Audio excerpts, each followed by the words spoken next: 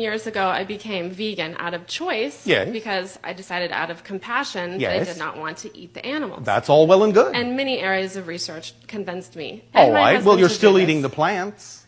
Yes. Well, and they have feelings too, you know. Plants. Yes. Plant might be going, why is she picking on us? Why don't you go and eat that nice animal over there and let us grow a little more? Now, you understand I'm just playing with you, yes? Yes. All right, but attempting to just give you a different perspective on this. Okay.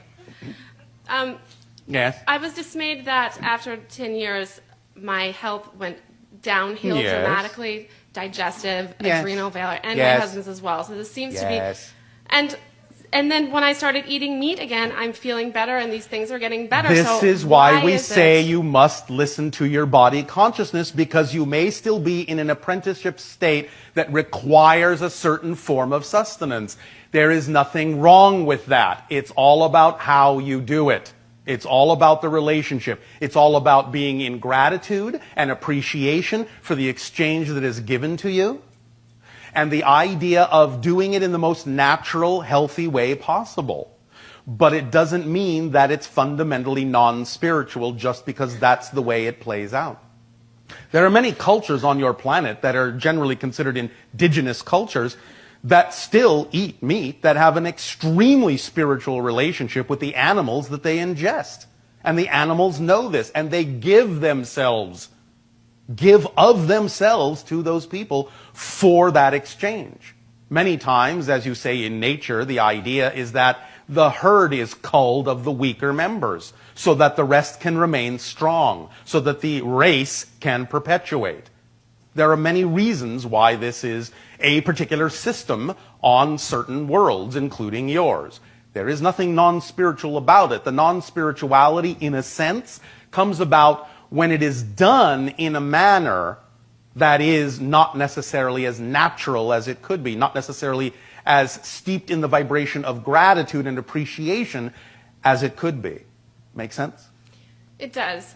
I'm still digging for something deeper, though. All right, let's dig. Why is it healthier to eat animals than to not eat animals, as this has been because your body is in a state where it requires that kind of protein in order for cellular cohesiveness. Because your belief system at this point, being that it is still strongly connected to the general consensus reality of what kind of chemistry you need to reflect in order to survive in your reality, requires that certain chemical interactions take place in your body that are representative of certain energetic reactions, and thus then sometimes you still require certain chemical reactions to be representative of the energetic state that you still may be in, as you have agreed to be part of the collective consensus reality at this point. Did that make sense? Yes. Are you sure? Was that deep enough? No. All right. What else do you need to know? Why must we consume? I mean, I look at the animal and I don't want to eat the animal. I want to cuddle with it. You want to be friends with it. You know, why must I consume it to be healthy? Like, it's a little heartbreaking actually making that choice again. All right. Because I didn't want to. It's not a must. Okay. Ultimately, it's not a must. However, what you need to examine is, why are you having chosen to be in a state where that seems necessary for you at this point? Why have I chosen to be? Yes. Obviously, it was a choice to be in a state where you would require that kind of sustenance. So even though you may have what you call a desire to subsist on a different kind of sustenance, a lighter vibrational sustenance, you yourself are saying that you find that you don't feel healthy when you do that. So why are you choosing to buy into the consensus reality that you need the sustenance you say you don't prefer? Well, it took 10 years to get me to that point again.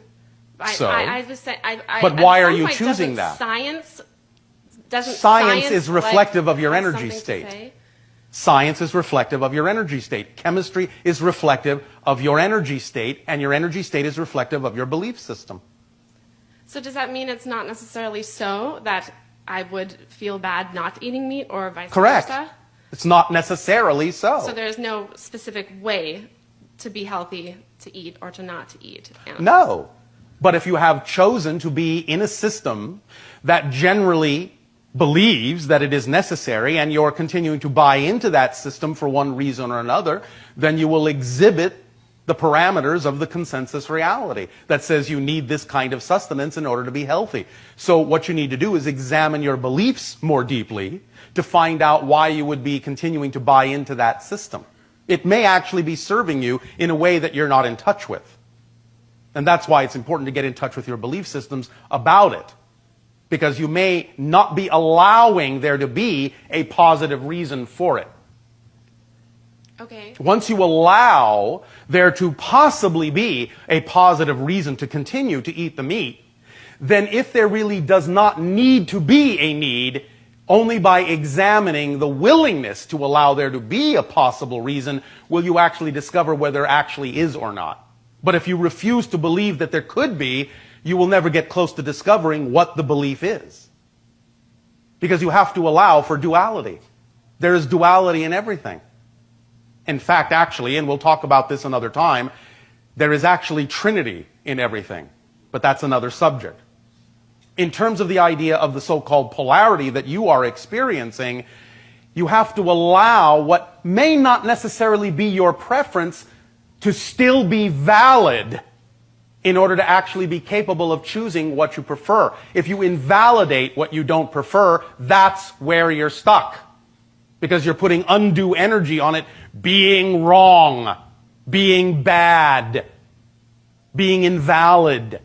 But if you allow it to be valid, it's an equally valid choice as any choice you could make, then you will neutralize the idea of the polarity and you'll be free to choose what you really prefer.